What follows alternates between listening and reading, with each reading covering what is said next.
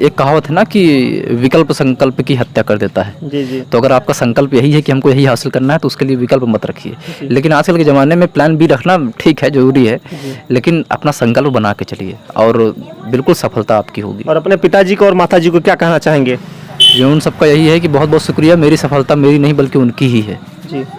और गांव वाले तो जब सुने होंगे कि आपका सिलेक्शन हो गया तो जो है बहुत खुशी का माहौल रहा होगा। देखिए, अगर जब तक समाज से वातावरण नहीं मिलता पढ़ने का, जी जी। तब तक आप पढ़ नहीं सकते हैं। जी तो कोई भी अगर किसी समाज में अगर कोई सक्सेसफुल आदमी होता है जी। जी तो समाज एज अ सोसाइटी और पूरा गांव या जिस मोहल्ले में आप रह रहे हैं, सबका कहीं ना कहीं, पापा मुझे 100 रुपये देते थे यहाँ से जाने के 100 लिए। रुपया? जी, डेली 100 रुपये की यहाँ पेट्रोल भरा लो, जाओ, डेली 100 क्या रुपये। कहेंगी आप? ये सब इनकी मेहनत है, लगन है जो जी, इतना लगन लगा। भाई यहाँ से पढ़ने जाता था तो जब बहुत गरीबी थी तो उस समय जो है क्या कहेंगी, जब गरीबी हालात थे, आज जो है समय परिवर्तन हो गया, भगवान ने आपकी जो है मनोकामनाएं सुन ली आपकी भाई की, तो क्या कहेंगी आप? ये सब इनकी मेहनत है, लगन है जो जी, इतना लगन लगा के पढ़े, इतना मेहनत से पढ़े, सब वही मेरे भाई की मेहनत रंग लाई है। बहुत खुश हैं कि हमारे भाई कामयाब हो गए, जज बन हो गए। अच्छा, बधाई देने आई थी आप? हाँ, अपने भाई से मिलने आए थे, बधाई देने आए। देख लीजिए कि भाई से मिलने आई थी बहन। हमारे साथ जो है इनके बुआ जी आई थी और इनकी बहन आई थी मिलने के लिए और बधाई देने के लिए। तो आइए अब जानते हैं इनकी स्टोरी क्या थी और कैसे जो है आज सिविल जज में जो है इनका सिलेक्शन हुआ और क्या परिस्थिति थी उस समय जब ये जो है पढ़ने के लिए जो है पैसा नहीं होता था इनके पास। तो क्या कहेंगे आप? जी, आर्थिक स्थिति तो कमज़ोर थी, लेकिन जब भाई लोग सपोर्ट करने लगे तो ठीक ठाक मतलब कि माहौल था और पढ़ाई के लिए पूरी तरीके से सपोर्ट किया मेरे फैमिली वालों ने और मेरे परिवार वालों ने, भाइयों ने खासकर। और उसके बाद फिर वकालत करने के बाद अब ये होता है कि अपने पैरों पे खड़ा जाए। जी जी। तो मैं प्रैक्टिस शुरू किया हाई कोर्ट में और डेली पापा मुझे 100 रुपये देते थे यहाँ से जाने के 100 लिए। रुपया? जी, डेली 100 रुपये की यहाँ पेट्रोल भरा लो, जाओ, डेली 100 रुपये देते थे। और वहाँ पे जाके जानते हैं कि लीगल बैकग्राउंड ना होने की वजह से वकालत थोड़ी मुश्किल है। तो लेकिन वैकेंसी आ गई दिसंबर 2022 में, तो तैयारी शुरू की और आज ये सफलता हासिल की है। इसमें परिवार वालों का बहुत बहुत धन्यवाद है, बहुत बहुत सहयोग है। अच्छा, यहाँ पे जो है सिविल जज बनने का जो आप बने हैं तो ये सबसे ज़्यादा श्रेय किसको देंगे आप? ये श्रेय तो सबसे पहले ऊपर वाले की और उसके बाद मेरे माता पिता, मेरे भाई लोग। मेरी अम्मी का हमेशा से सपना था और सबसे ज़्यादा वही मेरे पीछे लगी थी। तो खुसूसी तौर पर और स्पेशली अपनी अम्मी को सारी मेहनत उन्हीं की है। जी।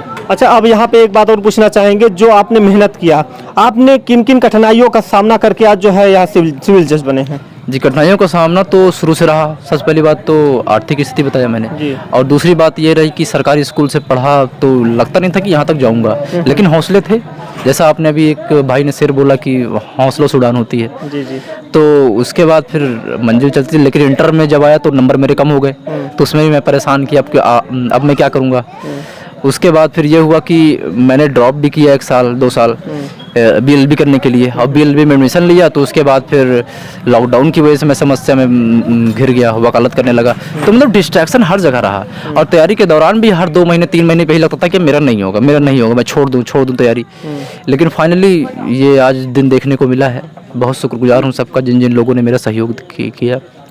अच्छा, लोग कहते हैं कि सरकारी स्कूलों में जो है पढ़ाई नहीं होती है, लोग जाते हैं उसके बाद खिचड़ी खा के और उस थरिया लेके जो है चले आते हैं, उनके लिए क्या कहेंगे आप? जी, अभी तो मुझे नहीं पता कि हम हालात क्या हैं, लेकिन मेरे टाइम पे तो हमेशा पढ़ाई होती थी, ऐसी बात नहीं है। अच्छे वेल क्वालिफाइड टीचर थे। लेकिन मैं एक बात ये भी कहना चाहूँगा कि प्राइवेट स्कूल से ज़्यादा जो सरकारी स्कूल के टीचर्स हैं वो ज़्यादा क्वालिफाइड हैं। जी जी। जी हाँ, तो उनकी मेहनत अगर आपके बच्चों के ऊपर कर दें तो बेशक वो बहुत ऊँचे मकाम तक जाएंगे और आज आप देख ही रहे हैं रिजल्ट। जी जी। अच्छा, और एक सवाल और है कि जिस तरीके से आपने मेहनत किया और जो है इस मुकाम पे पहुंचे हैं, तो ये कौन कौन सा सब्जेक्ट आपने लिया था कि उन लोगों को बताइए जो भाई तैयारी कर रहे हैं अभी, उनको बता दीजिए कि कौन कौन सा सब्जेक्ट लेके आपने पढ़ा है? देखिए, एसेंशियल क्वालिफिकेशन सबसे बड़ी यही है कि आपके पास LLB डिग्री होनी चाहिए। अब LLB डिग्री है तो बाकी जो प्री मेंस का सिलेबस है मोस्टली लॉ है। 90% लॉ है, 10% GS है। एक पेपर मेंस का GS में होता है, एक पेपर प्री में GS का होता है। बस इतना ही GS का रोल है, बाकी सब के सब लॉ ही है। अब लॉ में तो बहुत सारे सब्जेक्ट हैं। जी जी। तो आपने जो है कितने घंटे जो है पढ़ाई करते थे? आपको समय कम मिल पाता था, जैसे कि आप आते थे बता रहे हैं कि पिताजी का भी हाथ बटाते थे, तो आपने कितने घंटे पढ़ाई करके इस मुकाम को हासिल किया है? पढ़ाई देखिए मिनिमम तो मैं 8-10 घंटे तो करता ही था। जी जी। और जब मेंस की बात आई तो मैं 12 घंटे तक भी पढ़ा हूँ। लेकिन इसका मतलब ये नहीं है कि आपको 12 घंटे पढ़ने ही है। हो सकता है किसी का 6 घंटे या 7 घंटे में भी हो जाएगा। लेकिन देखिए, मैं ये कहना चाहूँगा कि आपको जितना भी टाइम मिल रहा है सफिशिएंट टाइम दीजिए, क्योंकि अगर आप अपने साथ ईमानदार रहेंगे, आप सफिशिएंट टाइम देंगे तो उसमें आपका ही फायदा है। आप रेस तब से शुरू कीजिए कि जब वैकेंसी आए तो लोग शुरू करें, आप आधे पे हो, तब आपके लिए फायदा है। अच्छा, वो लोग कहते हैं कि जैसे कि और भाई तैयारी कर रहे हैं प्रयागराज में रह के, जो है बहुत दूर दराज से आते हैं, भदोही से आते हैं, मिर्जापुर से आते हैं, तो अच्छा ये बताइए कि वो जो तैयारी करते हैं, कहते हैं कि हमारा सिलेक्शन नहीं हुआ, तो अपने परिवार वालों को अपना दोष नहीं बताते हैं, हमारे अपने परिवार वालों को बताते हैं कि हमको पैसा नहीं दिए, और अनेक प्रकार की कमियां निकालते हैं जब नहीं सिलेक्शन होता, तो उनके लिए क्या कहेंगे? मैं ये कहना चाहूँगा कि तमाम जो विफलताएं हैं, जी, विफलताओं के बाद जो अगर कोई सफलता हासिल करता है तो वो इसी बलबूते हासिल करता है कि उसे अपनी गलती का एहसास होता है और उसको सुधारता है। और जब तक आप अपनी गलती को मानेंगे नहीं, तब तक आप सुधार नहीं करेंगे। तो अपनी गलती को मानिए, एक्सेप्ट करिए, और उसके बाद फिर उस पर सुधार कीजिए। देखिए सिलेक्शन कैसे नहीं होता है, बिल्कुल होगा सिलेक्शन, क्यों नहीं होगा। और यहाँ पे एक बात सवाल और पूछना चाहेंगे भाई से, क्योंकि आने वाले समय में जो है कहते हैं कि वैकेंसियाँ नहीं होती हैं, आपके जिनके बच्चे जो होते हैं कहते हैं कि हम जो है पढ़ने का हमारे पास साधन नहीं है, मगर साधन तो होता है, मगर वो पढ़ना नहीं चाहते हैं क्या? देखिए, अब वो समुदाय ही करना चाहूँगा, सबके लिए ही बात है। मैं सबके लिए ही बात करना चाहूँगा कि ऐसा मिथ मत रखिए कि हाँ नहीं होता है, सबका होता है। जो मेहनत करेगा, जो वो उसके लिए उस काबिल होगा और जो उसी हिसाब से मेहनत करेगा उस पोस्ट के लिए, तो बिल्कुल उसका सिलेक्शन होगा। ये सारे मिथ हैं कि पैसा चलता है और घूसखोरी होती है, मुसलमानों का नहीं होता, ये सब फालतू की बकवास है, कुछ नहीं। अभी तो बता रहे थे कि लोग जो छात्र मिलते हैं हम लोगों से, वो शेयर करते हैं कि हमारे जो है उसमें जो है अभी वैकेंसीज नहीं आ रही हैं, हम अंडर ओवर एज हो गए, तो उनके लिए क्या कहेंगे? अब उनके लिए वो तो गवर्नमेंट का जो भी प्रोविजन करे, उसके लिए मैं क्या बोल सकता हूँ। जी जी। तो उनके लिए मतलब तैयारी करने वाले छात्रों को जो है क्या प्रोत्साहित करेंगे आप आने वाले समय में? आप लोग तैयारी कीजिए और मेहनत से तैयारी कीजिए। अगर मेहनत से तैयारी करते रहेंगे और लगन लगा के हार्ड वर्क करते रहेंगे तो सिलेक्शन तो आपका होना ही होना है। तो देख लीजिए कि गरीबी से पला हुआ लड़का जो है आज सिविल जज बनता है। और यहाँ पे बता दें कि जो लोग ऐसा सोचते हैं कि हमारा सिलेक्शन नहीं होगा, कहते हैं मेहनत करने वाले को कभी हार नहीं होती है। और यहाँ से कहते हैं ना कि किनारे से जब अगर उस पार जाना होगा तो तैर के जाना होगा, अगर नौका का कहते हैं दो पैरों पे अगर पैर रखेंगे तो शायद डूब के वहीं खत्म हो जाएंगे। जी जी, सही बात है। एक कहावत है ना कि विकल्प संकल्प की हत्या कर देता है। जी जी। तो अगर आपका संकल्प यही है कि हमको यही हासिल करना है तो उसके लिए विकल्प मत रखिए।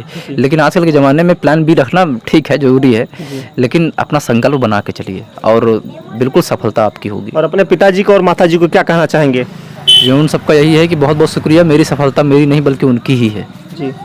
और गाँव वाले तो जब सुने होंगे कि आपका सिलेक्शन हो गया तो जो है बहुत खुशी का माहौल रहा होगा।